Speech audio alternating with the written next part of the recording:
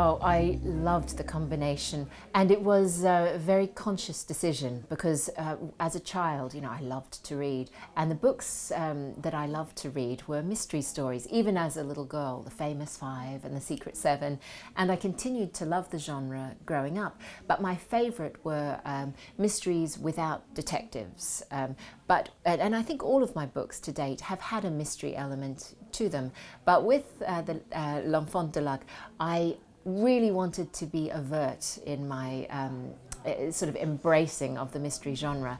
So I decided to have a detective character, and another of my main characters, Alice Eddervane, is a mystery writer, very much of the P.D. James, Ruth Rendell ilk. So when we meet her, she's a young girl in Cornwall, but in the present day storyline, she's an older lady living in a fantastic house in Hampstead in London, working on her 50th crime novel. And it was great fun because usually I have to find a more sort of subtle way of solving the mystery and leading a character into detective work. In this book, I could be quite overt, and my detective was able to do the detective work for me.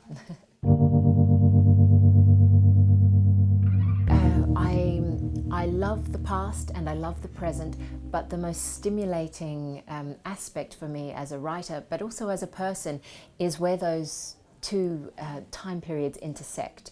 And I believe firmly that even those of us now living our lives in the present, the past is always with us, whether it's through physical manifestations like old buildings and old artifacts, or our psychology. When we talk to each other, as we get to know one another better, we learn about each other's pasts, because those are the elements that give us dimension and nuance and character.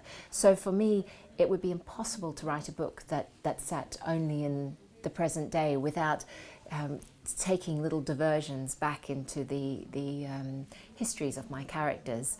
And by the same token, to write only in the historical genre for me would feel quite limited or static. For me, it's where those two come together that I really feel the spark, like a match and a matchbox and a matchstick.